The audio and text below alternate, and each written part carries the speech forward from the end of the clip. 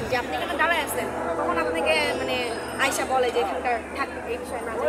তো এখন হচ্ছে আমি যে জিনিসটার জন্য এখানে আসেন সেই জিনিসটা করি যে আজকে আমাদের এই ঘোষণা পত্রে আমাদের এক বছরের অন্যতম একটা প্রার্থী, বাট এটা পাওয়ার পর বোঝা যাবে যে কতটা গ্রহণযোগ্য।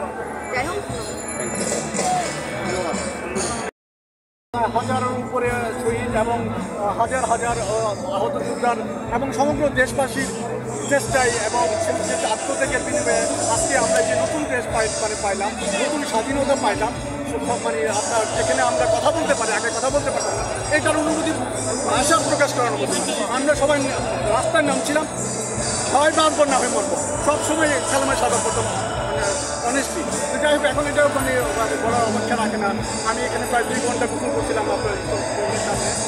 যাই এখন আমরা আমাদের একটাই চাওয়া, এই যে আজকে এই এত আত্মত্যাগের বিনিময়ে আমরা ভবিষ্যতে কোনো কারো মার বাবার যাতে ছেলে মেয়ে জীবন দিতে না হয়, আহত হইতে না হয়, পঙ্গু হইতে না হয়, আমরা এমন একটা শাসন ব্যবস্থা প্রত্যেকটা দলের কাছে আশা করি সবাই মিলেমিশে আমরা স্বৈরাচার বিরোধী যারা আন্দোলন করছি সব পক্ষ ছাত্র জনতা মিলে আমরা দেশটাকে সুন্দরভাবে আগায় নিয়ে যাবো। বিএনপি, জামায়াত, এনসিপি সর্বদল ইসলামিক দল যা আছে সবার প্রতি আমাদের যে শহীদ এবং জুলাই যুদ্ধের পক্ষ থেকে আমাদের আন্তরিক আবেদন, আমরা যে কোনো বাবার মা, একমাত্র বাবা যে বাবার ছেলে মেয়ে নিহত হয়েছে তারাই বলতে পারবে তাদের আত্মত্যাগ কি। এখানে বড় বড় নেতারা মন্ত্রী হবে, এমপি হবে, পার্লামেন্টে যাবে, তাদের ছেলের দেশে বাইরে থাকে, তারা তো এগুলো আপনার বুঝবে না। এখন আমাদেরকে এটা অত্যন্ত দৃঢ়ভাবে আমরা আগামী ভবিষ্যৎ বৈষম্যহীন, দুর্নীতিমুক্ত, লুটপাট মুক্ত একটা সম অধিকার, একটা সুন্দর আইনের সুশাসন, আইনের বাস্তবায়ন, আইন শুধু থাকবে না, আইনকে বাস্তবায়ন করতে হবে। এই যে ভূমি আইন বলেন, লক্ষ লক্ষ ভাষায় প্রকাশ করার মতো না, যাকে বলা হয়তো গণতন্ত্রের মানুষ কোনো, আসলে সে তো গণতন্ত্রের মানুষ কোনো নয়, সে হলো গণতন্ত্রের দানব কোনো। আমি আশা করি আমার ছেলে গত 18 জুলাই শহীদ হয়েছে পানি খাওয়াইতে খাওয়াইতে, এবং মানুষের যারা আহত নিহত ছিল তাদেরকে চিকিৎসা সেবা দিতে দিতে শহীদ হয়েছিল। তার বার্তা ছিল, তার আদর্শ ছিল, সে ব্রত ছিল যে এদেশে একটা মানবিক এবং সততার সাথে বৈষম্যহীন এদেশের প্রকৃত যে স্বাধীনতার চেতনা, সেই চেতনার আলোকে এদেশ পরিচালিত হবে, এবং সেই ব্রত নিয়ে সে কাজ করছিল এবং শহীদ হয়েছিল।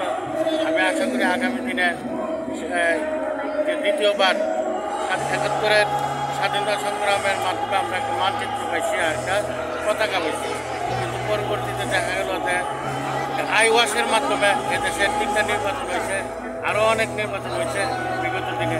ভবিষ্যতে যেন এই নির্বাচন না হয়, আর এই নির্বাচন হওয়ার আগে যেন অবশ্যই একটা স্থায়ী, যেন 90-এর গণ আন্দোলন, গণ অভ্যুত্থানের মতো যেন এদেশে যে তত্ত্বাবধায়ক সরকার লোক রাখা।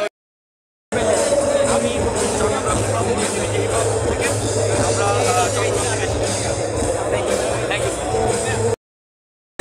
তাদের চান্দা দিতে হতো 5 লাখ, এখন দিতে হচ্ছে চান্দা 20 লাখ।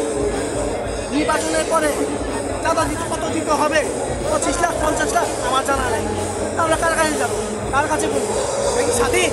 আচ্ছা, আপনার কাছে একটা জিনিস জানতে চাই, এর আগে আমরা বিগত অর্থাৎ ফ্যাসিস্ট সরকার আমলে যেমনটি দেখেছি, তাদের বিরুদ্ধে কোনো কিছু নিয়ে ফেসবুকে পোস্ট করলে সেটা ডিলিট করতে হতো, আর এখন আমরা যেটা দেখেছি যে এখন সরকার যদি কোনো কিছু পোস্ট করে সরকার ডিলিট করে। এই জিনিসটা কি সরকারের উপরে মানে সরকারের উপরে মানুষের জনগণের কি বলে এটাকে, জনগণের জয় মনে করছে কিনা? পরিবেশ আগের মতোই আছে, সব কিছু আগের মতো, ম্যানটা চেঞ্জ হয়েছে। আপনাকে বললাম আমরা যদি পুরোপুরি স্বাধীনতা পাচ্ছি 5 আগস্ট, আমরা তো এরকম বাংলাদেশ চাইনি। হাসিনার ভয়ে কথা বলতে পারিনি 16 বছর, হ্যাঁ, কোনো জিনিস করতে পারিনি, কোনো জিনিস পোস্ট করতে পারিনি, পাশে ধরে নিয়ে গেছে, আয়না ধরে নিয়ে গেছে।